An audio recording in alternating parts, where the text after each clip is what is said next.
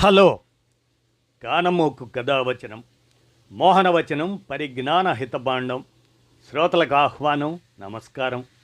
చదవదగునెవరు రాసిన తదుపరి చదివిన వెంటనే మరువక పలువురికి వినిపింపబూనిన అది ఏ పరిజ్ఞాన హితబాండమౌపో మహిళ మోహనవచనమై విరాజిల్లు. పరిజ్ఞాన హితబాండం లక్ష్యం ప్రతివారీ సమాచార హక్కు. ఆస్ఫూర్తితోనే ఇప్పుడు ఆగస్టు 13 ప్రపంచ అవయవదాన దినోత్సవం అనే అంశాన్ని అన్ని దానముల కన్నా అవయవదానం మిన్న అంటూ సూర్య దినపత్రిక సంపాదిక సౌజన్యంతో ఇప్పుడు మీ కానమోకు కథావచనం శ్రోతలకు ఆగస్టు 13 ప్రపంచ అవయవదాన దినోత్సవం అనే విశేషాంశాన్ని ఇప్పుడు మీ కానమోకు కథావచనం శ్రోతలకు మీ కానమోకు స్వరంలో వినిపిస్తాను, వినండి. అన్ని దానాలలోకెల్లా ప్రాణదానమే మిన్న. ప్రాణదానం చేసే అవకాశం రావడమే అరుదైన మహాభాగ్యం. ప్రాణాపాయంలో ఉన్న రోగికి మనం అవయవదానం చేసి ప్రాణాలు నిలపడం ఓ అద్భుత కార్యంతో సమానం. అవయవదానం అనేది ప్రాణాలు రక్షించే వైద్య ప్రక్రియ. ఒక వ్యక్తి అవయవదానంతో 10 మంది ప్రాణాలను కూడా కాపాడవచ్చు. అవయవదాతల కొరతతో నిండు ప్రాణాలు మన కళ్ళ ముందే గాలిలో కలుస్తున్నాయి. అవయవదానం చేయడానికి ఆరోగ్యవంతులే కాకుండా బ్రెయిన్ డెడ్ అయిన రోగులు, పార్థివ దేహాలు కూడా ఉపయోగపడతాయి. అవయవదానాలకు వయోపరిమితులు లేనప్పటికీ 18 ఏండ్ల లోపు యువదాతలకు తల్లిదండ్రుల అనుమతి అవసరం అవుతుంది. 1954లో తన సోదరుడి ప్రాణాలు నిలపడానికి ధైర్యం చేసిన తొలి కిడ్నీ దాతగా రొనాల్డ్ లీ హెరిక్ అవయవదాన చరిత్రలో నిలిచారు. ప్రపంచవ్యాప్తంగా అవయవదానం పట్ల అవగాహన పెంచటం, దాని ప్రాముఖ్యాన్ని వివరించటం, అవయవదాతలను ప్రోత్సహించడం, ప్రశంసించడం, అవయవదానంతో ముడిపడిన మూఢనమ్మకాలు, అపోహలు, దురభిప్రాయాలకు సరైన సమాధానాలు ఇవ్వడం, వ్యాపార దృష్టితో చేసే అవయవదానాలను నిరోధించటం, అవయవదాన ప్రతిజ్ఞలు చేయించడం, అవయవ గ్రహీతలకు భరోసా ఇవ్వడం, అవయవదాతల తీవ్ర కొరతను వివరించడం, ఇలాంటి అంశాలను ప్రచారం చేయడానికి ప్రతి ఏటా ఆగస్టు 13న విశ్వ మానవాళి ప్రపంచ అవయవదాన దినం, వరల్డ్ ఆర్గన్ డొనేషన్ డే అనే దాన్ని పాటించడం ఆనవాయితీగా కొనసాగుతుంది. అవయవదానం పట్ల కుటుంబాలు, పౌర సమాజం, ప్రజారోగ్య సిబ్బంది, స్వచ్ఛంద సంస్థల సమన్వయంతో పనిచేయాల్సి ఉంది. భారత్లో జాతీయ అవయవదాన దినాన్ని గతంలో నవంబర్ 27న పాటించగా 2023 నుంచి ప్రతి ఏటా ఆగస్టు 3న నిర్వహిస్తున్నారని గమనించాలి. ఆరోగ్యకర వ్యక్తుల నుంచి పార్థివ దేహాల వరకు అవయవదానానికి అందరూ అర్హులవుతారు. వ్యక్తి మరణించిన తరువాత అతని దేహం నుంచి కళ్ళు, మూత్రపిండాలు, గుండె, కాలేయం, ఊపిరితిత్తులు, క్లోమం, ప్రేవులు, ఎముకలు, చర్మం ఇటువంటి కణజాలం లాంటి అవయవాలను దానంగా తీసుకోవచ్చు. వీటితో పాటు టెండాన్స్, కార్టిలేజ్, హార్ట్ వాల్వ్స్, నాళాలు అలాంటివి కూడా దానం చేసే అవయవ భాగాల కిందకి వస్తాయి.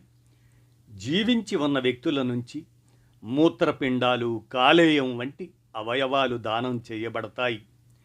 ప్రపంచ అవయవ దాన దినం 2024 థీమ్గా నేడే మరొకరి సంతోషానికి కారణం అవుదాం అనబడే అంశాన్ని తీసుకోవడం జరిగింది. కిడ్నీ, లివర్, హార్ట్, ప్యాంక్రియాస్ ఇలాంటి అవయవ దాన ప్రక్రియల్లో దాతల నుండి శస్త్రచికిత్స ద్వారా అవయవాలను తీసి అవసర రోగికి మార్పిడి చేయటం జరుగుతుంది. మన ప్రాణాలను నిలుపుకునే దుస్థితిలో మనం ఉన్నప్పుడు అవయవదాతల విలువ స్పష్టం అవుతుంది. ప్రాణం ఎవరిదైనా ప్రాణమే. ప్రాణాల్ని కాపాడగలిగే సదవకాశం అవయవదాతలకు మాత్రమే వస్తుంది. అవయవదాతలు మానవీయత మూర్తీభవించిన వ్యక్తులుగా సమాజ ప్రశంసలను పొందుతారు. భారత్లో ప్రతి 10 నిమిషాలకు ఒక్కరు అవయవ మార్పిడి అవసర జాబితాలో చేరుతున్నారు.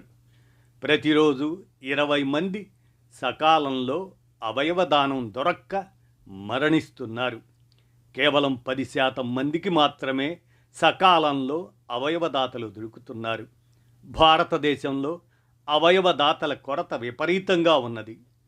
దాతల కోసం రోగులు కళ్ళల్లో ఒత్తులేసుకొని ఎదురు చూస్తున్నారు. అవయవం అవసరమైన వ్యక్తికి, వారి కుటుంబ సభ్యులకు దేవుడి వలె కనిపిస్తారు ఆర్గన్ డోనర్స్. 2021లో ప్రపంచవ్యాప్తంగా 1,44,000 అవయవ మార్పిడులు జరిగాయి. ఇండియాలో 12,259 అవయవ మార్పిడులు. ఇది ప్రపంచ కేసుల్లో 8% మాత్రమే ఆ విధంగా నమోదయ్యాయి. అవయవ దానాల్లో అధికంగా కిడ్నీ మార్పిడి, ఆ కేసులు 74%, లివర్ మార్పిడి కేసులు 23% నమోదవుతున్నాయి. భారత్లో అవయవ మార్పిడి కోసం కనీసం 3 లక్షల మంది దయనీయంగా ఎదురు చూస్తున్నారు. కిడ్నీ మార్పిడి రోగులు 1,75,000 మంది, లివర్ మార్పిడి కేసులు 50,000 మంది, ఇతర అవయవ మార్పిడి కేసులు 2,500 మంది అవయవ దాతల కోసం నిత్యం నిరీక్షిస్తున్నారు. అవయవాల డిమాండ్లు సప్లైకి పొందన లేకుండా ఉన్నది. అవసరం కన్నా అతి తక్కువగా దాతలు ఉన్నారు. అవయవ దానంతో రోగి జీవిత కాలంతో పాటు ఆయురారోగ్యాలు కూడా పెరుగుతాయని నిపుణులు వివరిస్తున్నారు.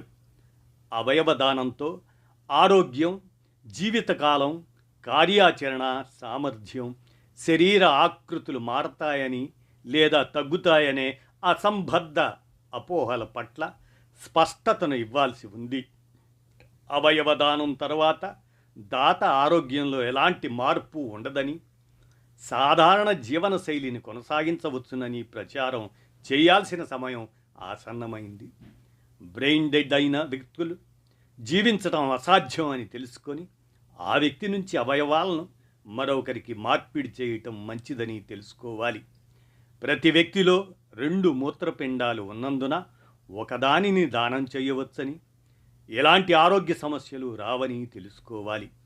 అవయవ దానానికి కుల, మత, వర్ణ, వర్గ విభేదాలు ఉండవని గమనించాలి. అవయవ దాన యజ్ఞం కొనసాగించడానికి, పెంపొందించడానికి కావలసిన వనరులను అందించే స్వచ్ఛంద విరాళ దాతలను ప్రోత్సహించడానికి ప్రాధాన్యం ఇవ్వాలి. అవయవదానంపై ప్రభుత్వాల కీలక మార్గదర్శకాలు కూడా ఉంటాయి అని గమనించాలి. మనం చనిపోయిన తర్వాత కూడా మన కళ్ళు మరొకరి దృష్టికి కారణం కావచ్చు. అవయవదానం మనల్ని చిరంజీవులుగా నిలుపుతుంది. మరణించిన దేహం నుంచి అవయవదానం ఒక సాధారణ సేవ అని, ఆరోగ్యవంతులు తమ కిడ్నీ, లివర్ లాంటి అవయవాలను దానం చేయటం ఓ దివ్యమైన సేవగా అని గుర్తిద్దాం. అవయవదానంతో మరొకరి చిరునవ్వుకు మనం నేడే కారణం అవుదాం అంటూ ఆగస్టు 13 ప్రపంచ అవయవదాన దినోత్సవం అనే అంశాన్ని పురస్కరించుకొని సూర్య దినపత్రిక సంపాదక సౌజన్యంతో అన్ని దానముల కన్నా అవయవదానమే మిన్న అనేటువంటి అంశాన్ని మీ కానమోకు కథావచనం శ్రోతలకు మీ కానమోకు స్వరంలో వినిపించాను. విన్నారుగా, ధన్యవాదాలు.